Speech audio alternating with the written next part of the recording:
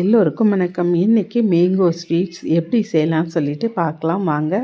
மாம்பழம் நல்ல பழுத்த மாம்பழமாக இந்த மாதிரி எடுத்துக்கங்க. எடுத்து சின்ன சின்ன குட்டி குட்டி பீஸாக கட் பண்ணி ஒரு கப்பு அளவு எடுத்துப்போங்க.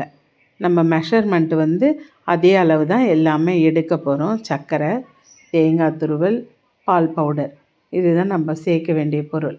அதனால் இந்த கப்பு ஒரு கப்பு எடுத்திங்கன்னா அதே அளவு எல்லாமே எடுத்துக்கணுங்க.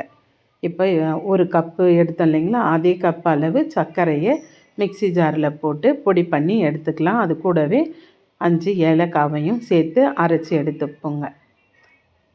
இப்போ சர்க்கரையை அரைச்சி எடுத்த பிறகு இப்போ மேங்கோவை போட்டு நம்ம அரைச்சிடுவோங்க. மேங்கோ பியூரி நல்லா நைஸாக அரைச்சி எடுத்துக்கிட்டாச்சு. இப்போ கேஸ் ஆன் பண்ணி கடாய் வச்சுருவோம். கடாய் நல்லா சூடான பிறகு 50 ml நெய் சேர்த்துக்கங்க.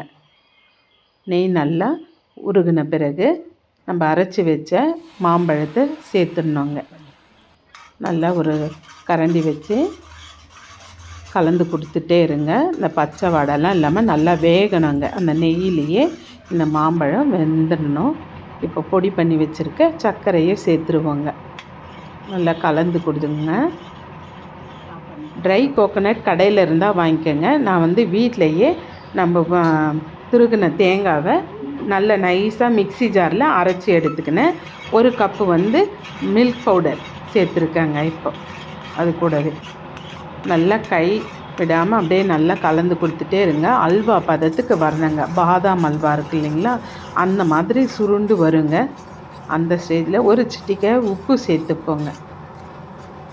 உப்பு சேர்த்து நல்லா கலந்து கொடுங்க. பட்டர் பேப்பர் இருந்துச்சுன்னா பட்டர் பேப்பர் போட்டு இந்த ஸ்வீட்டை அதில் ஊற்றிட்டோம்னா நம்மளுக்கு இன்னும் ஒட்டாமல் வரும். நான் நெய் தடவிட்டேங்க. இந்த தட்டில் நெய் தடவி அப்படியே சமப்படுத்திக்கங்க. நல்லா ஆறணுங்க. இப்போ 2 மணி நேரம் அப்படியே ஆற விட்டுடுங்க. நல்லா சில்லுன்னு ஆறின பிறகு நம்ம அதை பீஸ் போட்டு எடுத்துக்கலாம். டெக்கரேஷனுக்கு பிஸ்தா, பாதாம் எது இருக்கோ நம்ம தூவி பசங்களுக்கு பீஸ் போட்டு கொடுத்தோம்னா குழந்தைங்க நல்லா விரும்பி சாப்பிடுவாங்க. கண்டிப்பாக இந்த ஸ்வீட் செஞ்சு பாருங்கள். ரொம்ப அருமையாக இருந்துச்சுங்க. இப்போ மாம்பழ சீசன் இருக்குது. கண்டிப்பாக செஞ்சு பாருங்கள். இப்போ பீஸ் போட்டுருவோம்.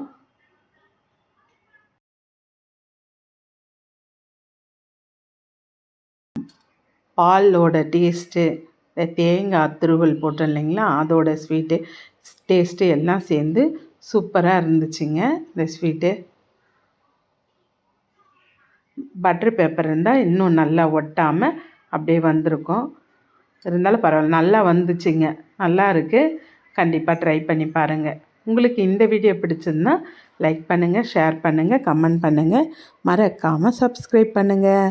தேங்க்யூ.